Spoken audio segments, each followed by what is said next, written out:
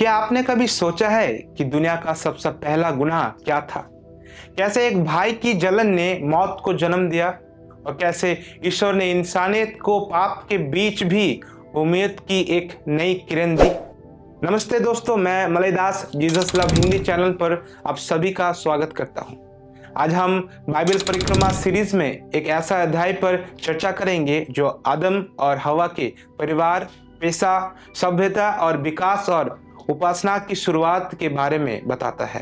हालांकि इस अध्याय में यह भी देखेंगे कि कैसे मतभेद के कारण खून, प्रतिशोध और बिछड़ना की शुरुआत हुई। ये कहानी मनुष्य के जीवन का मूल्य, नया हुनर सीखने का आशीष और ईश्वर की करुणा के साथ साथ मानव जाति की बढ़ती हुई पाप पूर्णता के बारे में सिखाता है। आइए हम इस अध्याय पर ध्यान देते हैं। मानव जाति के इतिहास में आदम और हवा के परिवार में दो पुत्र ने जन्म लिया। बड़े बेटे का नाम केन, जिसका अर्थ था सृष्टि करना। हवा श्रापित होने के बावजूद भी ईश्वर ने उन्हें प्रसव में सहायता दी। इसलिए उन्होंने ईश्वर को धन्यवाद देख के कहा कि यहोवा परमेश्वर की सहायता से मुझे एक नर मिला है। यानी शायद उन्होंने सोचा था कि ये वही पुत्र होगा जो सांप का सर को कुचलेगा, लेकिन दुख की बात है कि उनकी ये आशा सच नहीं हुई। छोटे बेटे का नाम एबेल था, जिसका अर्थ था क्षण भर का सांस, जो शायद आने वाले अंजाम की तरफ एक इशारा करता था। बड़े होकर केन ने कठोर परिश्रम वाले किसान का जीवन चुना और एबेल ने विनम्र गडरिया बना। इसका बाद हम देखते हैं कि एक समय आया जब केन और एबेल दोनों ही ईश्वर को भेंट चढ़ाने गए। ये पहली उपासना की शुरुआत थी, लेकिन ईश्वर ने एबेल की भेंट को स्वीकार किया पर केन की भेंट को स्वीकार नहीं किया।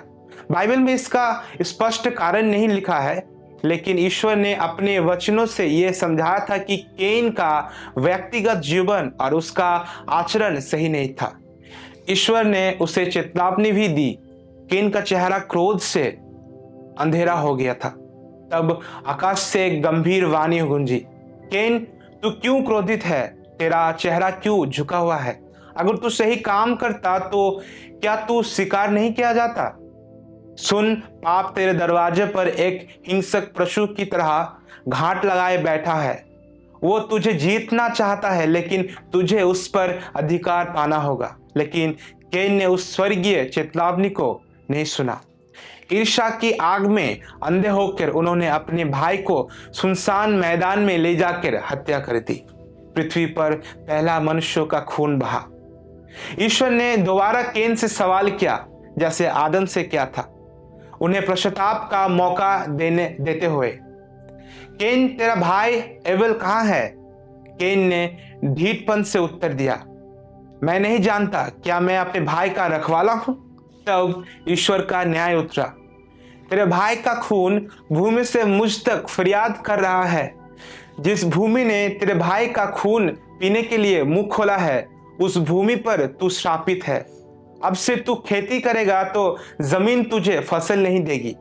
तुझे इस पृथ्वी पर एक यायावर और भटकता हुआ राही बनकर घूमना होगा।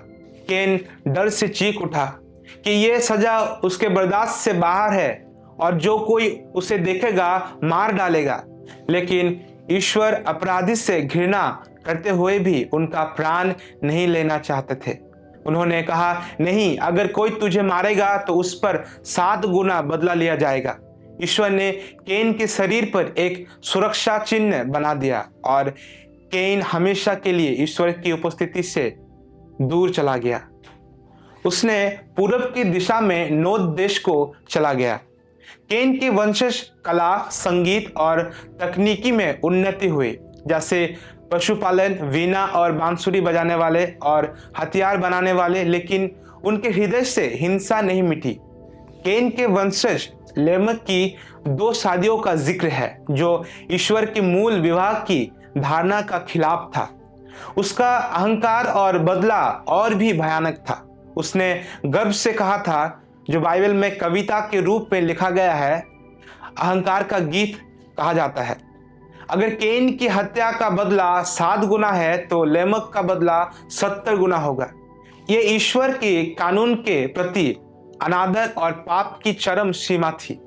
इस अध्याय के अंत में हम देखते हैं कि कैन के वंश के माध्यम से पाप और हिंसा फैलने के बावजूद भी ईश्वर अपनी योजना से पीछे नहीं हटे। आदम को तीसरा पुत्र मिला जिसका नाम था सेत। सेत का वंश धार्मिकता और पवित्रता का प्रतीक बना। सेत के पुत्र इनोश के समय से ही लोग यहोवा परमेश्वर के नाम से प्रार्थना करने लगे। इस तरह एक तरफा पाप की धारा बह रही थी तो दूसरी तरफ ईश्वर उद्धार की योजना को पवित्रता के साथ आगे बढ़ा रहे थे।